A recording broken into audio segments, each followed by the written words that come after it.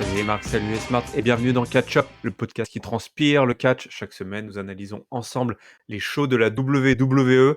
C'est l'heure de résumer, d'analyser, de décortiquer le Monday Night Raw post Hell in a Cell. Nous sommes le 26 octobre 2020 et pour m'aider dans cette lourde tâche, j'ai avec moi Papi Chulo. Salut Papi. Bonjour les petits enfants, bonjour Yarem, bonjour le patron. Merci de m'accueillir. Bah de rien, écoute, tu es toujours le bienvenu. J'ai écouté votre analyse du pay-per-view Hell in a Cell, un pay-per-view à triple vitesse, hein. Et c'est ça, qui a fini sur des petites lenteurs quand même. Hein.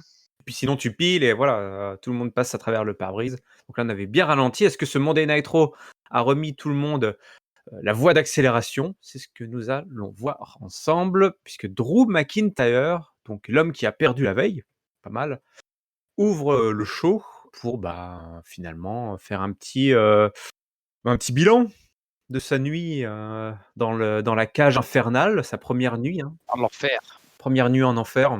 Pour Drew McIntyre, qui il avait l'air de plutôt le vivre pas trop mal, ce Drew, cette grosse défaite, non? Oui, voilà, il est plutôt souriant comme garçon. Hein. Oui, oui, je me suis fait piquer ma femme, ma maison, ma ceinture, tout, mais bon, qu'est-ce que vous voulez, hein? De toute façon, il y a pire que ça, il y a le Covid, donc Ouais, qu'est-ce que vous voulez que je vous dise? exactement. Ouais. Tant qu'on n'aura pas trouvé un vaccin, voilà. C'est ça qui est important, porter un masque. Exactement. Voilà, écoutez. Il a plutôt pas trop mal vécu, puisqu'il nous fait une petite passe, à la Rocky Balboa, quoi. Voilà, c'est ce qui est important, c'est comment on se relève après une défaite, finalement. Une fois que tu es à terre, qu'est-ce que tu fais? Intéressant. La musique du Miz retentit. Il arrive avec John Morrison pour, un petit peu, se la péter, hein. Se la péter parce qu'il est le nouveau, propriétaire de la mallette du contrat Money in the Bank, qu'il a obtenu des mains huileuses et graisseuses d'Otis la veille. McIntyre le prévient tout de suite, fait: «Fais très attention, là, tu viens de me couper ma promo, c'est pas très sympa, pas de bonne humeur». Pourtant, il était souriant. Finalement, tout ça n'était qu'une façade. En fait, il a les nerfs, il a la rage. Boue à l'intérieur. Le Miz dit: «Ouais, écoute, ton règne là, c'était super impressionnant, et toutes les bonnes choses ont une fin». Il nous rappelle, vous vous souvenez, la dernière fois que j'avais cette mallette, j'ai battu Randy Orton pour le titre à WWE et c'était où? C'était où? C'était ici à Orlando, en Floride. Tintintin. Donc peut-être que je vais refaire la même chose cette année. J'en ai discuté avec ma femme là backstage, elle avait l'air plutôt d'accord. Il avait pris le corps de sa femme. Hein. Et au bout d'un moment, l'Écossais, qu'est-ce qu'il a? Il en a marre et quand un Écossais en a marre, qu'est-ce qu'il fait? Il met des coups de boule. Bim. Bim, boum, boum, bim dans le mise, qui se mange un gros coup de tête de la part de l'Écossais et John Morrison qui se fait envoyer valdinguer là, avec une souplesse à l'autre bout du ring. Drew McIntyre qui cette fois-ci est un petit peu remonté et tout ça se réglera un petit peu plus tard lors d'un match qui opposera le nouveau porteur de mallette à l'ancien champion de la WWE. Drew McIntyre, est-ce qu'il a l'air d'avoir bien géré cette défaite? Ouais, il avait l'air bien rigolard, pas trop perturbé par cette défaite en plus où il avait souffert là. Il finissait la bouche en sang en crachant ses côtes par la bouche. Mais là, il avait l'air plutôt bien, ouais, tranquille, mais effectivement, on sent qu'il a un petit truc comme à l'intérieur qui va pas. Il met des coups de boule, à un pauvre Miz, qui passait par là, qui redécouvre le main event après avoir été en low card pendant des mois, des années. Il est dit: «Ouais, me revoilà, les copains, m'oubliez pas, je suis un ex-champion du monde aussi». Et puis voilà quoi, donc ouais, c'est typiquement le segment de post pay-per-view où alors soit tu présentes le nouveau champion, soit en l'occurrence, tu présentes l'ancien champion, puis le nouveau porteur de la mallette. Ça fait un petit peu de pub, quoi. Il a plutôt, pas mal géré cette grosse défaite. On verra plus tard, de toute façon, qu'on va explorer plusieurs pistes, hein, pour, les semaines et les mois à venir. Je sais que vous êtes posé la question lors, du pay-per-view, l'analyse de pay-per-view avec Ringside, à savoir quel programme attend, tout ce beau monde, hein. Donc pour l'instant, on remélange un petit peu les cartes. Le prochain pay-per-view, c'est pas n'importe quel pay-per-view. Eh oui, Eh ouais, c'est les Survivor Series. Eh ouais, il fait partie du Big Four, comme tu le dis. Survivor Series, qui va donc opposer cette année seulement Raw à SmackDown. NXT n'est pas invité. eh salut les tocards. Si vous faites moins d'1,60 m cette année, vous entrez pas. Eh restez chez vous avec vos baskets. Pour se qualifier pour être membre, voilà, il faut montrer patte blanche et pour montrer patte blanche, on a organisé un petit tournoi, enfin pas un petit tournoi, mais des petits matchs de qualification. Il y aura 3 matchs ce soir. Donc 3 places dans l'équipe de 5 qui, défendra les couleurs du chaud rouge et le premier match a opposé, eh ben, 2 mecs qui s'arrêtent pas de se croiser depuis, qui ont pas arrêté de se croiser là déjà cette année. Jeff Hardy et AJ Styles. AJ Styles donc qui, arrive avec, toujours son garde du corps, hein, qui fait, 2 m 30 là j'ai mesuré sur ma télé. Dis donc. Petite promo pour dire qu'il va se qualifier parce qu'il devrait simplement être le capitaine. Est-ce que tu es d'accord avec lui? Pourquoi pas, ouais, je le trouve, ouais, bah, ça dépendra qui est dans l'équipe, en fait. Capitaine, ouais, parce qu'il a son garde du corps avec lui, donc comme il est garde du corps, il est un peu chef et du coup, bah, c'est-à-dire qu'il mérite d'être capitaine, pourquoi pas? Allez, vas-y, on va lui dire oui à AJ. Vas-y, oui, tu as raison gamin. Bon après quelques échanges, entre les cordes, on a évidemment Jeff Hardy qui se retrouve face au garde du corps puisqu'au moment où il saute je crois du turnbuckle, il se fait rattraper par le garde du corps en fait, qui le tient, qui en comme s'il allait lui faire un gros câlin d'ailleurs. Oui, c'est de l'amour ça.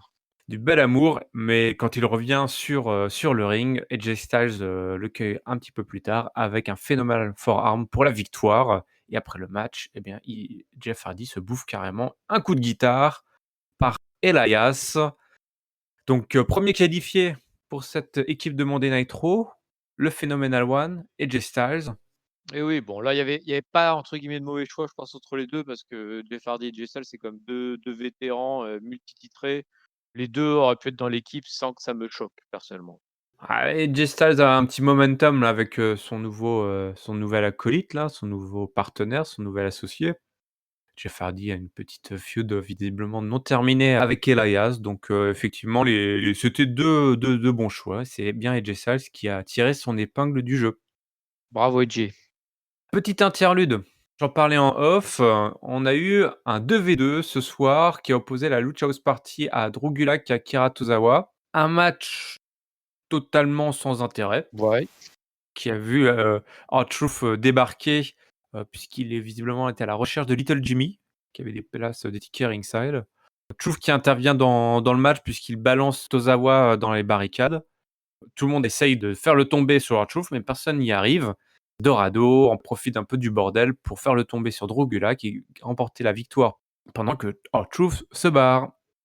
Et oui, et donc ils ont pas été disqualifiés, les Lucha House Party malgré l'attaque sur Tozawa. Ah ouais, ah bah Donc oui, c'est ah bah non. quitte à être nul, en plus, ça n'a pas de logique comme segment. C'est ça qui est bien, c'est que ça cumule les défauts. Ouais, voilà, c'était assez lamentable effectivement, il y avait, je pense qu'il y avait rien à garder dans tout ça. Ce pauvre Drew dont on parlait, hors antenne, qui passe de champion du monde à 24/7. Ah bah non, c'est pas le même. C'est pas le même Drew, il y a 2 Drew. Pas se tromper de Drew, hein, c'est toujours important. Autre match de qualification, eh ben, j'en parlais juste avant, Elias. Mais Elias, pour se qualifier, il va falloir affronter une sacrée épreuve, Une montagne. en la personne de Keith Lee. Elias nous fait une petite promo, hein, puisqu'il a la sortie de son nouvel album que je n'ai toujours pas écouté, c'est assez honteux. Ah, tu rates quelque chose, hein. Ouais, Bon, il est court, hein, il y a que 4 chansons, je crois. mais il a tout donné, j'imagine qu'il a tout donné. Ah bah, c'est les 4, mais c'est 4 over the top, hein. Ah, bah, il a déjà été, dans les top charts, hein, catégorie, bande originale de show télé, catch, je crois. Il était, De second. catch, oui, c'est ça, catch de la WWE. N'oubliez Ouais, pas de préciser. classé second. D'ailleurs, Hans Vogel. C'était un match assez, disputé étrangement, tu as pas trouvé? Oui, il a bien résisté. Bah, je pense qu'ils veulent pas le cracher tout de suite, le pauvre, Elias, vu qu'il fait comme son retour, hein. Ils ont essayé de lui laisser quand même un petit espoir, hein. Ouais, il a notamment contré une powerbomb là avec un Hurricane Rana. Gros coup de genou dans la tête à Kisly. Ouais, le match a duré, je sais pas combien de temps il a duré d'ailleurs, assez longtemps. La musique de Jeff Hardy, distraction qui permet à Lee en plus de placer sa Spirit Bomb, donc en plus Kisly gagne mais grâce à une distraction. Donc voilà, le soldat Elias est bien protégé, même s'il se prend quand même une grosse guitare dans le dos là, je crois que Jeff Hardy, il s'est pas retenu parce que ça a bien claqué là. Ah mais en ce moment, ça pète des guitares, de manière assez violente parce qu'ils en ont aussi pété, bah, la veille au pay-per-view, décidément. Ah oui, effectivement, donc j'ai retrouvé la durée du match pendant ce temps-là, c'est je on si ça se voyait pas, je meublais. Mais en fait, il dure 10 minutes le match, donc effectivement un long match pour un Elias versus Kisly, hein. Ouais, ça a duré aussi longtemps que Kisly versus Orton, on va comprendre. Voilà, non, même plus longtemps, je pense. Faudrait qu'ils regardent un petit peu quand même ce qu'ils font, hein, la WWE. C'est quasiment le match le plus long de la soirée, hein. Je vais pas révéler, mais pas loin. Ouais, ouais, effectivement, faut que ça se termine dans un guitar match, ce serait pas mal ça. Guitar on the Pole? Bah, comme ils avaient fait un match, non? Avec, Elias contre, Braun Strowman. C'était un avec plein d'instruments de musique. Ah ouais! Oh oui, Tu te souviens de ça? Il y avait, la contrebasse, le violoncelle. il y avait pas eu une powerbomb sur un piano, un truc comme ça à la Oui, fin? oui, oui, oui. C'était assez violent, hein. À un moment, ils ont fait un truc avec une flûte traversière, mais je me souviens plus très bien. Ah non, ça c'était dans le Dark Match. Ah oui, c'était très, très dark. Oui, oui, je pense, oui, il y a eu, Elias avait été hospitalisé pendant 2 mois suite à Ah bah, il est resté, longtemps sur le côté, hein, du coup. ah ouais, ouais. Bon voilà, donc deuxième membre de la team Raw, Keith Lee. Là, ça devient solide, là, on commence à parler sérieux, là. Oui, en plus, de mémoire, parce que ça date un peu, c'était à l'époque où il y avait des gens encore dans le public, mais Keith Lee avait déjà fait une belle performance au Survivor Series avec l'équipe NXT l'an dernier. Mmh mh. Donc bah, c'est son retour dans l'équipe pro cette fois-ci. Bah, là, pour le coup, il y avait un peu moins de doute, même si Elias a un petit push en ce moment, c'est quand même mieux d'avoir Keith dans l'équipe qu'Elias. Et surtout, comme tu le disais tout à l'heure, bah, lui, il a un programme qui l'attend avec Jeff Hardy. Donc voilà, les 2 ont perdu, les 2 vont pouvoir continuer leur programme et on a mis, les autres personnes dans l'équipe et du coup, effectivement, c'est une jolie équipe. Le Hurt Business, Ah, toujours dans la place. Ah là tout là là. baigne. Ah, tout bene pour le Hurt Business qui, on va dire, pour rajouter encore un peu plus à l'humiliation, nous annonce qu'ils ont réclamé un match contre Retribution et qu'ils l'ont obtenu. Donc en fait, Retribution, on se demande un petit peu ce qu'ils foutent encore, qu'est-ce qu'ils viennent? Pourquoi ils se déplacent? Pourquoi les matins ils se lèvent en fait? Pourquoi les mecs se lèvent le mat chaque matin pour aller au taf? Ils aiment se faire humilier, soirée Mmh. après soirée. Bah, c'était un 4v4 entre les membres du Hurt Business et les membres mâles de Retribution, même si vous allez voir la membre femelle Reckoning. ou Mia, hein, parce que l'arbitre l'a appelée Mia, pendant sa Oh, petite c'est séquence. vraiment n'importe quoi. Donc c'était un match par élimination, hein. Pour information, Lashley et T-Bar commencent, on se fout des grosses patates, hein, MVP rentre, Mace rentre, ça se fout sur la tronche. Slapjack, votre membre de Retribution préféré, rentre à son tour et c'est là où Reckoning donc commence à bouger son corps de façon un petit peu bizarre. Elle convulse, elle semble possédée, elle hurle qu'elle a des espèces d'insectes sur son corps et Slapjack en profite pour éliminer MVP. Pendant cette distraction étrange qui a laissé même MVP était très perplexe. Mais c'était un peu long en plus, hein, parce qu'elle a mis du temps à se rouler par terre, hein. C'est-à-dire qu'en fait, ça se passait dans un espèce d'angle mort de la caméra où tout d'un coup, tu la vois commencer à gigoter et puis elle commence à se mettre des claques, à voir des trucs bizarres et après effectivement, elle rentre sur le ring et puis elle gigote dans tous les sens et tu dis: «Mais attends, elle est en train de faire un AVC là pour de vrai toi?» genre, qu'est-ce qui se Il y a un vrai passe? problème quoi, une crise d'épilepsie. Et surtout qu'il y a les mecs, qu'est-ce qu'ils font? Ils balancent la pub juste après ça. Ils ont Oui, balancé la pub, alors qu'elle est par terre. alors qu'elle est par terre en train de mourir. Et quand on revient de la pub, bah, en fait, tout va bien et il se révèle que c'était un coup monté. Un coup Et monté pour distraire, le pauvre MVP et que ça a marché. eh oui. C'était ridicule, mais ça a marché. Du coup, Lashley est pas content, il a éliminé Slapjack avec un gros spear.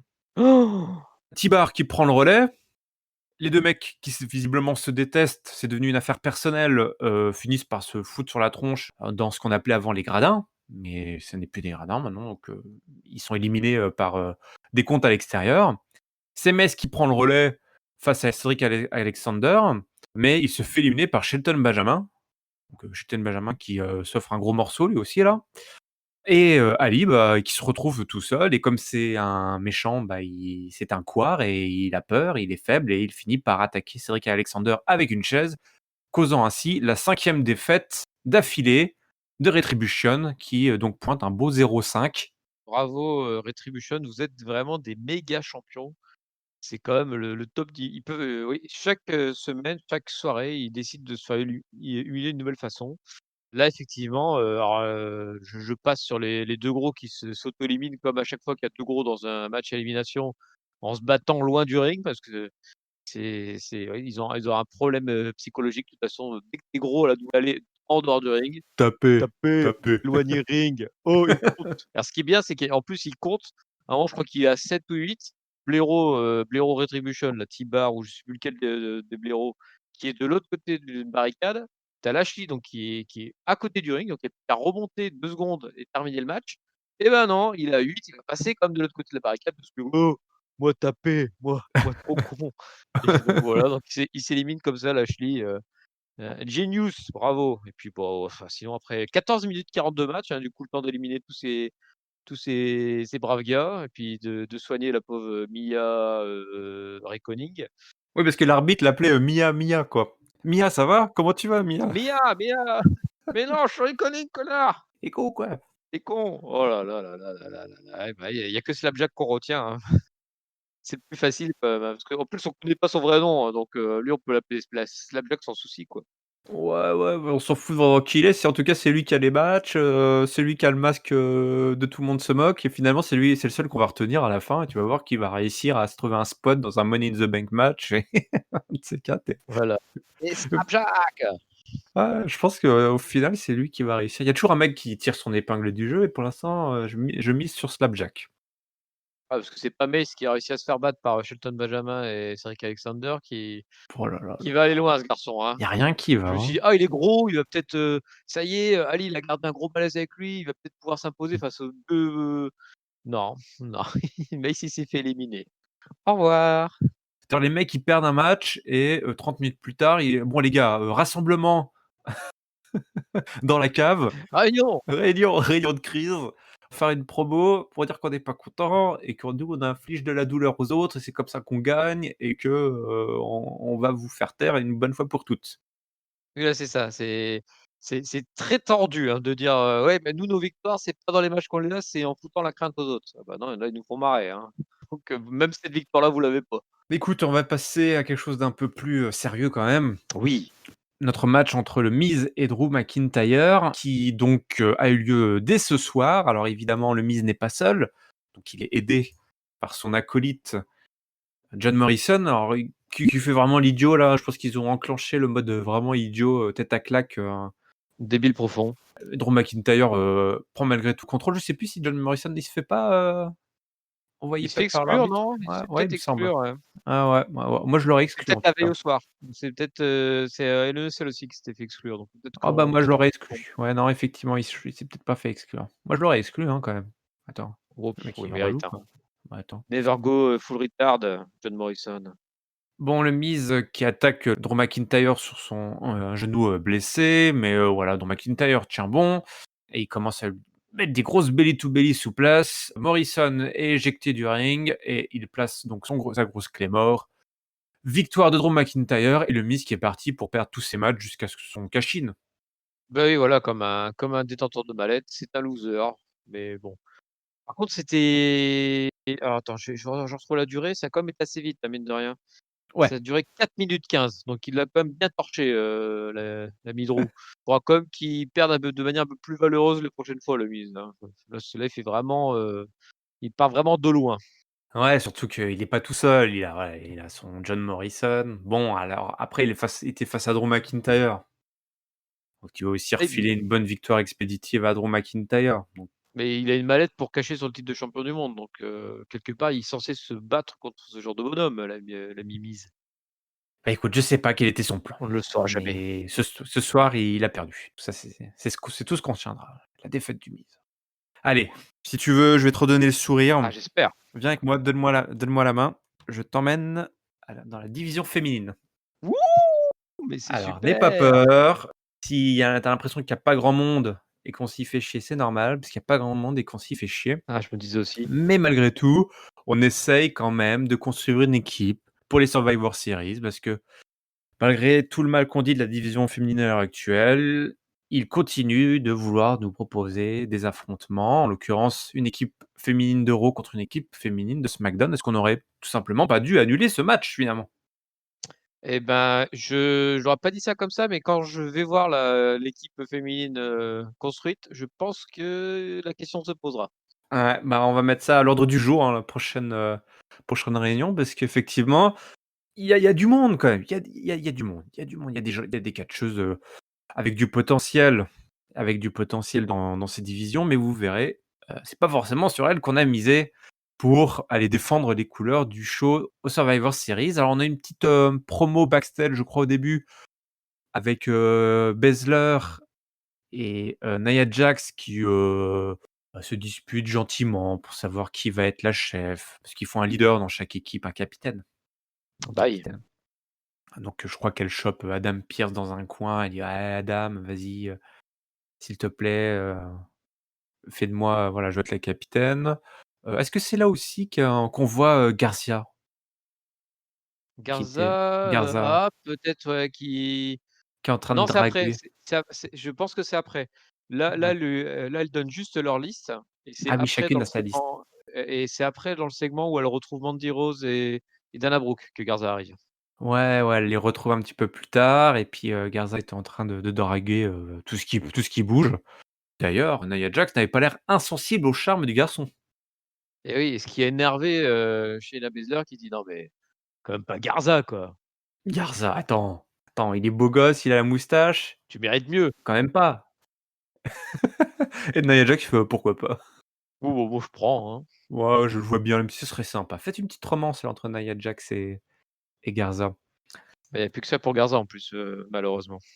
Effectivement, tu raison, il y a plus que ça. Oh le con, il y a plus rien. Oh aïe aïe, c'est triste. Mmh mh. Du coup, on a organisé un Fatal 4-Way pour déterminer qui sera le 5e membre, qui ira rejoindre. Donc du coup, Shayna Baszler, Nia Jax et l'annonce a été faite, Mandy Rose et Dana Brooke. Annonce qui a été faite par, accrochez-vous bien, Adam Pearce et Pat Burke. Mais ouais, Rockmouth on l'appelle. Le mec s'appelle Pat Burke. C'est possible, en tout cas, il porte bien son nom. Qui est ce mec, quoi? C'est vrai qu'on c'est un des mecs qu'on voyait tout le temps dès qu'il faut des officiels pour séparer des mecs qui se mettent sur la tronche, il Il tu avais s'était fait toujours tabasser par Nia Jax aussi, je crois, à une époque. C'était lui qu'elle tapait souvent. ah, il y a donc un passif entre ces gens. Mmh. N'est-ce pas? Je vois. Donc visiblement, hein, Baszler, Jax, ça à la limite tu comprends, elles sont championnes, OK, elles ont un Oui, ticket. c'est un bon choix. Ça, c'est un bon choix, les 2. Mandy Rose, Dana Brooke, ils l'ont justifié ça, la qualification, par défaut de Rose et Brooks dans l'équipe? Non, bah, ils ont tenu compte de je sais pas quoi et de je sais plus qui et puis voilà, c'est pouf pouf, posez pas la question, elles sont qualifiées d'office. D'accord, oui, ils avaient une équation qu'ils ont résolue et ça a donné Rose et Brooke, dans l'équipe. OK. C'est Batista qui a donné un petit coup de fil peut-être avant? Qui a fait Peut-être, ouais, parce que du coup, on voit les membres du Fatal 4-Way, on se dit qu'il y en a peut-être 2 autres qui auraient mérité d'être plus à la place que ces 2 là, mais bon. les 4 justement dont tu as parlé, donc que tu mentionnes, c'est Lana, Peyton Royce, Nikki Cross et Lacey Evans. Nikki Cross, nouveau theme song, Bah oui, de merde. bah, comme tous les nouveaux theme songs. Oui, c'est vrai, tu raison. C'est vrai. Ils ont tous ce point commun, d'être des nouveaux theme songs de merde. C'est bien Lana à la fin, et oui, qui en profite et qui, fait un tombé sur Lacey Evans pour aller choper son titre, sa place pardon, dans l'équipe des Survivor Series. Tout le monde l'applaudit, plus ou moins, et c'est surtout Nia Jax qui a l'air ravie de cette addition à l'équipe. Elle lui offre même un gros câlin qu'elle ne veut pas lâcher, et voilà, le piège se referme sur la pauvre Lana qui va se bouffer la table des commentateurs pour la 6e ou 7e semaine de suite. Bienvenue dans l'équipe. Oui et elle reste dans l'équipe quand même, hein, donc Ah oui, ils vont à fond de toute façon et alors, je me suis demandé avant s'ils n'avaient pas la nommer capitaine aussi, alors ça aurait été, il faut qu'elle soit capitaine, il faut que Lana soit capitaine si elle ne l'a pas déjà été, ah oui, comme ça elle pourra donner des ordres, à Nia Jax et elle peut se faire péter la tronche. Ou alors peut-être que justement elle arrêtera Spence. Est-ce que ça va arrêter Nia Jax? je ne sais pas. On verra, mais bon, en tout cas, elles avaient bien l'air dégoûtées les filles, tant que Lana était dans le ring. Après, elles ont fait des grands sourires en disant: «Ah, bienvenue ma copine». Mais alors par contre, au moment du tombé, c'était plus: «Oh putain, on a récupéré la bière». Mais bon, on les comprend. Petit segment backstage pour la division, tag team. Les New Day qui se sont fait passer pour les Street Profits. Ils ont fait, genre j'ai trouvé une belle, Belle imitation. belle imitation, merci, une belle imitation des Street Profits, hein. Ils étaient à fond là, Xavier Woods et Kofi Kingston. Bah oui. Ils ont été rejoints par Asuka, ils sont voilà, avec les Street Profits qui ont débarqué, et Asuka était complètement tarée, elle disait qu'elle voulait, la fumer. C'est ça, ouais. Elle veut la fumer, Asuka. Et voilà, elle veut ouais, elles étaient en pleine imitation de leurs, compères, de l'autre côté de l'autre roster, hein. Ils ont annoncé via un petit écran télévisé, ils ont annoncé, mine de rien, les matchs officiels qui allaient, donc les fameux matchs champion contre champion. Alors à chaque fois, je vais faire la liste, puis tu vas me dire si ça te fait kiffer ou pas, OK? Le New Day va affronter le Street Profits. Ça c'est bien, ça fait kiffer, hein. Asuka affrontera Sasha Banks. Ouh! Alors c'est dommage qu'on l'ait vu récemment. Ça fait très kiffer aussi, hein. On en redemande. Ah bah oui, là c'est un peu les 2 têtes d'affiche, avec Bayley, c'est 2 des 3 têtes d'affiche actuelles du circuit féminin, j'ai envie de dire de la planète. Ah carrément, la Ah bah, planète. j'imagine même pas qu'il y ait, que mieux qui existe, sur cette planète. Puis Asuka doit être contente parce que finalement, grâce au Survivor Series, elle peut affronter enfin des catcheuses intéressantes, quoi. Et ça va la changer de Lana, Zelina Vega et autres, Charly Caruso, Je n'ai pas vu ce match. Ah non, désolé, mais c'est pour bientôt. C'est privé? D'accord. C'est C'est, une soirée c'est privée, tonton c'est tonton c'est tonton qui t'a donné la c'est cassette? soirée privée chez tonton, il fait des petites, soirées privées, Asuka et Charly Caruso, font du catch ensemble, chez tonton. Heu, D'accord, bah, c'est ce soir ou jamais, hein, parce qu'après à partir de demain, vous pourrez plus aller chez tonton, hein. Faudra une dérogation, petite attestation. ou alors les resteront. Ah oui, effectivement, bien vu. Et le troisième match, évidemment, c'est Randy Orton qui va affronter le chef tribal Roman Reigns. Ouh, oui, c'est pareil, là ça alors heel contre heel, c'est surprenant comme choix. Ah, de toute façon, il n'y a aucune opposition de positionnement, en fait, hein, puisque, New Day Profits, des gentils contre des gentils. Ah oui, tu as raison. Asuka, Sasha Banks, une gentille contre une gentille. Randy Orton, Roman Reigns, un gros méchant contre un gros méchant. Comme d'hab, hein, c'est il a la petite étoile qui n'a pas été mise, mais qui existe de, affiche, susceptible d'être modifiée d'ici là, si jamais on décide de faire changer les ceintures entre temps, Tu veux dire que on n'aura pas notre Jinder Mahal versus Brock Lesnar? par exemple. Ils vont pas nous faire le coup 2 fois, mince. Oh non! Ou alors peut-être que Jinder Mahal va remplacer Randy Orton. Ah ah! Bah, écoute, ce serait pas mal puisque Randy Orton n'a jamais vaincu Jinder Mahal. Et voilà, tac et Oh. ça, c'est un bon plan ça. 3e match pour qualifier, de qualification du côté des hommes, Matt Riddle affrontait Sheamus. L'Irlandais est en feu, il est roux, il est costaud, il en a marre, il veut se bagarrer, il transpire, il nous propose des matchs de ouf et ce soir, il nous aura proposé un match énorme contre Matt Riddle où je pense qu'il a tout simplement, détruit, hein, le corps de Matt Riddle. Il l'a envoyé valdinguer dans tous les sens, il lui a mis des gros coups de coude, des gros coups de genoux, des gros coups de botte sur, le chouchou de la scène indépendante, l'ancien, champion de MMA.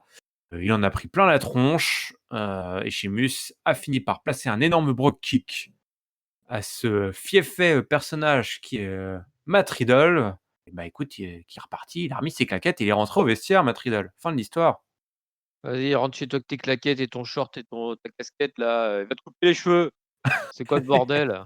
Mais en tout cas, Tu me feras le plaisir de soigner cette mauvaise peau? voilà, non mais franchement, il fait aucun effort Matt Riddle donc bah, c'est bien, il prend sa branlée, alors une belle branlée là, une branlée de 13 minutes, donc de la bonne grosse branlée là, qui tape bien, qui laisse bien des marques.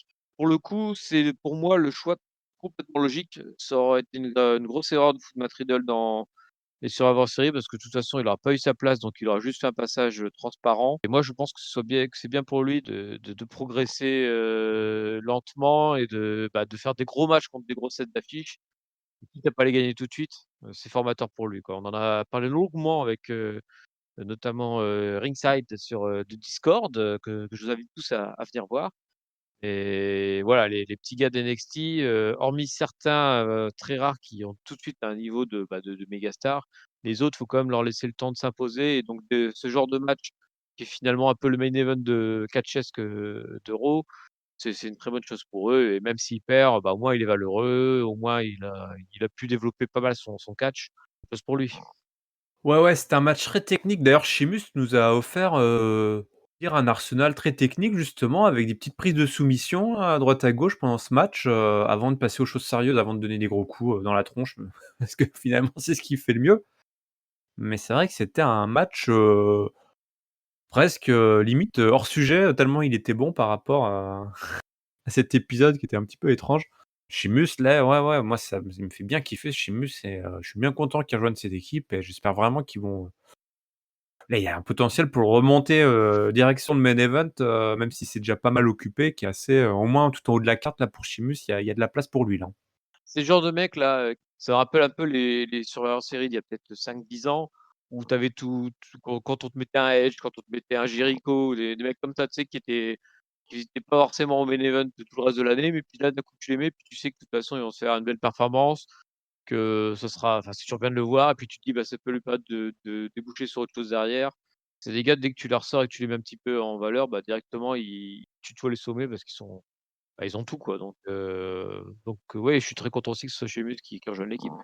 Un nouvel épisode un peu spécial de la Firefly Funhouse. Oui. Et ouais, ouais, ouais, qui était très, très, très, très, très, très, très intéressant puisque c'était l'heure du thé, hein, si j'ai bien compris.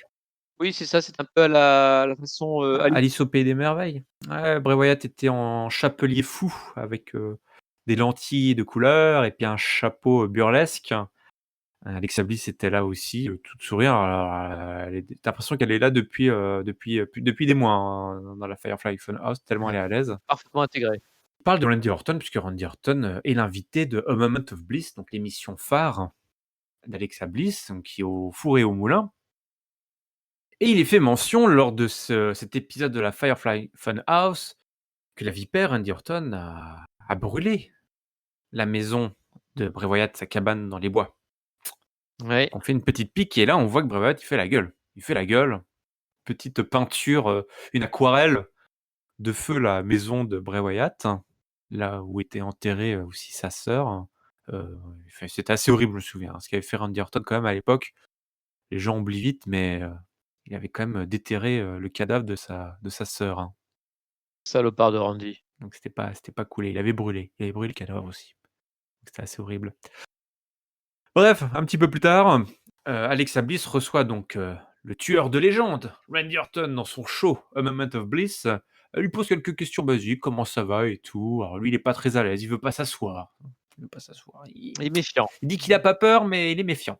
Moi, je suis taré et il y a aussi d'autres tarés à WWE et Bray Wyatt, The Fiend, c'est un taré, j'en suis sûr. Donc il a plutôt bien joué, hein, regardez toujours à gauche, à droite.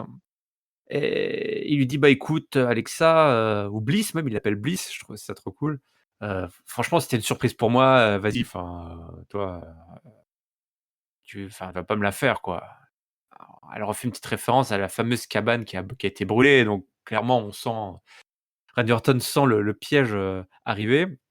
Donc il dit: «Écoute, dis-moi juste où il est. Il est où le film là? Vas-y, dis-moi, il est où? Il est où? Je vais aller le chercher». Et au moment où Alexa Bliss commence à sourire et à rigoler de façon un peu tarée là, comme une maniaque, c'est la musique de Drew McIntyre qui retentit. Qu'est-ce qui se passe? Alors Drew McIntyre qui lui aussi au four au moulin, il y a beaucoup de monde dans ce four, il y a beaucoup de monde dans ce moulin. Il débarque, grosse baston. Alexa Bliss, elle, entre-temps, elle est montée sur le turnbuckle, elle rigole de voir ces 2, Golgoths se mettre sur la tronche. Elle a réussi son coup, elle est trop contente. Les musiques s'arrêtent et quand la lumière revient, Alexa Bliss a disparu. Drew McIntyre est tout seul dans la lumière rouge, entre les cordes. Randy Orton est sur la rampe. Il recule pour fuir et il s'arrête parce qu'il sent quelque chose. Derrière lui, effectivement, The Fiend se tient droit, prêt à l'attendre, prêt à l'attaquer. Et Randy Orton a un choix à faire à ce moment-là. Soit il recule et il tombe dans le piège de The Fiend, soit il avance et il affronte Drew McIntyre qui l'attend juste en face de lui.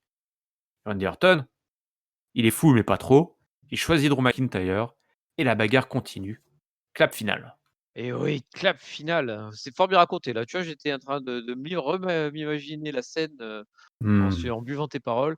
Effectivement, c'était alors moi j'avais complètement oublié en fait, tu vois comme quoi, le film n'oublie pas. Moi, j'avais oublié l'histoire de la maison brûlée et c'est vrai que quand Orton a pris la ceinture, j'avais complètement zappé que, bah, du coup, il se retrouvait, dans le main event avec le Fiend et que, bah, ils avaient un sacré passif, entre Wyatt Oh oui. et Orton. Donc, bah, d'un coup là, rien qu'en voyant, le rappel de la maison, j'ai tout qui m'est revenu d'un coup en disant: «Ah ouais!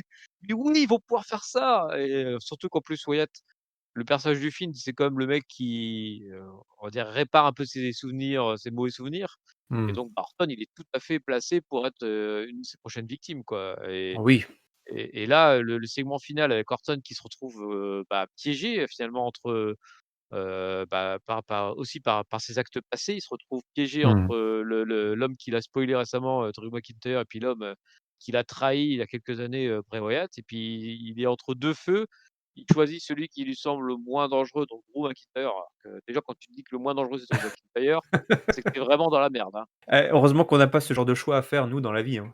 Non, non, non, ouais, heureusement, ouais, sinon là, fou, bah, Ouais, moi je pense que je me mets par terre en boule, puis je pleure. ça je m'allonge par terre et je fais le mort. Mais bon, il a choisi ce Drew là et du coup, bah, il s'est jeté dans la gueule du Drew. Ah, pour ça Oh! Oh oui, et je note, voilà ouais, et je me là l'approprie. Ouais, c'est voilà, venu c'est tout bon. seul là. Et en tout cas voilà donc, bah, ouais, ce final d'Euro, tu vois, je le sentais pas venir comme ça, mais du coup, il m'a pas mal hypé en disant: «Ah, ah, oh putain, ils ont 12 000 choses à faire derrière, ça peut être marrant». Là, tu as un programme, jusqu'à Mania et plus, hein, qui est présenté à nous, tu vois? Entre ce qui s'est passé dans l'opener avec The Miz et là, ce qui se passe avec Drew McIntyre et The Fiend, Randy Orton, il est mal. Il est pris entre, Et non pas 2 mais 3 feux. peut-être un jour 4 si Edge guérit donc, là il Et cla mais bien a sûr! donc il a vraiment tout contre lui Orton. S'il résiste à ça, franchement, ça sera Monsieur Orton, hein. Ah bah oui, il faudra l'appeler monsieur et puis, Hall of Fame direct, hein. Hall of Fame direct. Ah ouais, voilà, on arrête les frais. D'ailleurs, ça sera le dernier Hall of Fame, il y aura plus que Randy Orton et ce sera terminé, quoi. Je crois même qu'il y aura plus de Raw, il y aura plus rien, on arrête le catch. Oui, Hein, tout exactement. simplement. On arrête le catch. Non, c'était super, j'ai adoré, c'était d'une finesse assez, inhabituelle, on va dire, dans tout le marasme de ces dernières semaines, en termes d'écriture et de mise en scène. J'ai trouvé ça très bien. C'était vraiment, voilà, pas une allégorie, mais visuellement représenter un petit peu tous les enjeux, et toutes les histoires, possibles, qui nous attendent, autour de Randy Orton, qui polarise un petit peu, voilà, à la fois Drew McIntyre, The Fiend, le Miz, en fait, c'est le passé, le présent et le futur. Le passé, c'est The Fiend, Mmh. le présent, c'est Drew McIntyre et le futur, c'est peut-être The Miz. Tout à fait, tout à fait. C'est vrai que Donc ça, c'est bien vu comme ça. c'est Qui est aussi un rappel du passé, le Miz, avec Orton. qui en plus, oh là là, la boucle temporelle là, c'est Ah, ça il est fout le mal. bordel. Ouais, pauvre Andy. Allez, c'est l'heure du mot de la fin. Si tu veux bien, mon bon papy, nous partager pour cet épisode, post Hell in a Cell de Monday Night Raw, ce que tu considérerais être ton top, ton flop et ta note, s'il te plaît.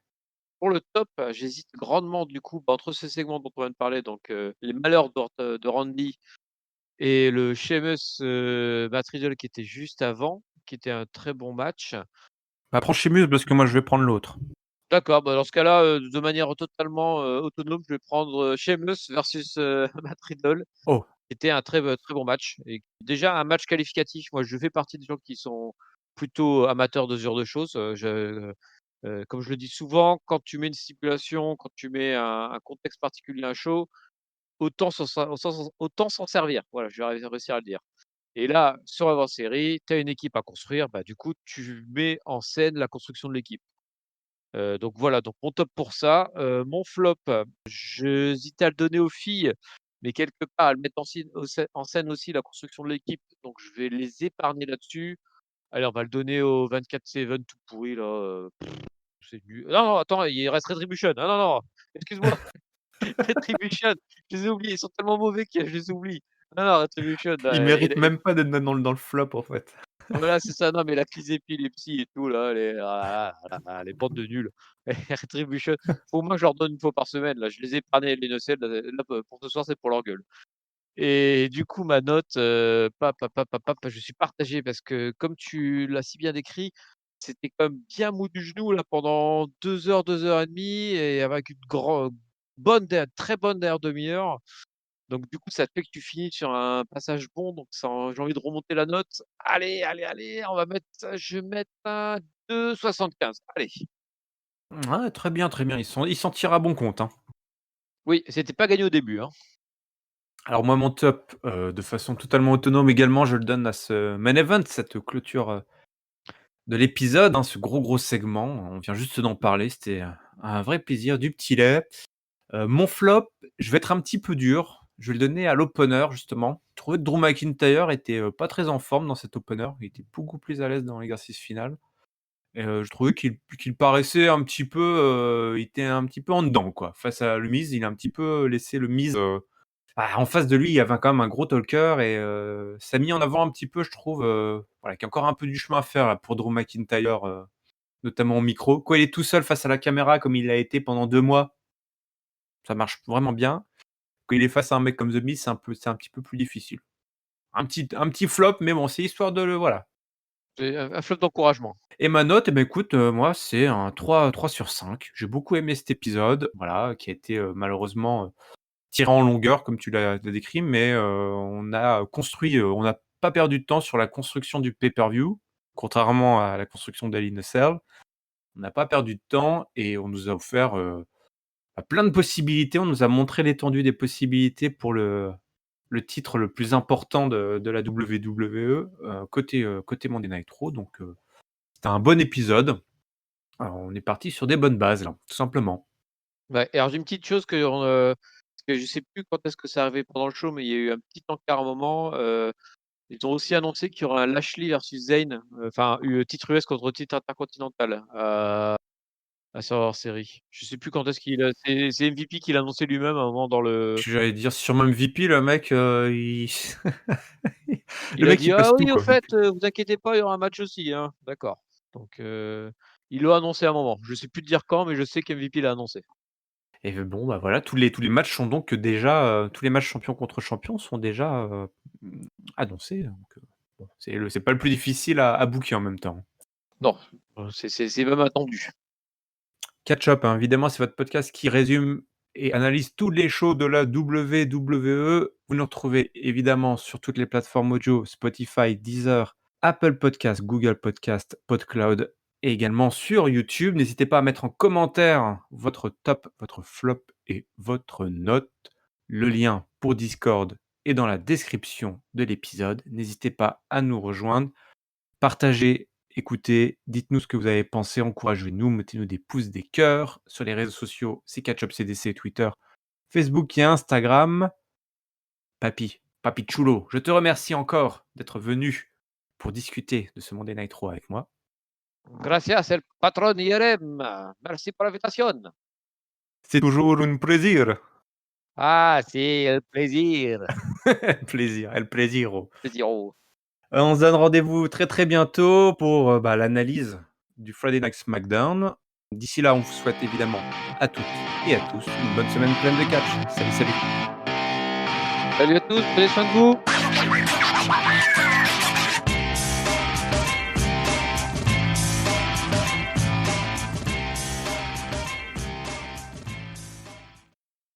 Un trou est un trou. Faut vraiment aller au fond du trou pour savoir, ce qu'il en est vraiment.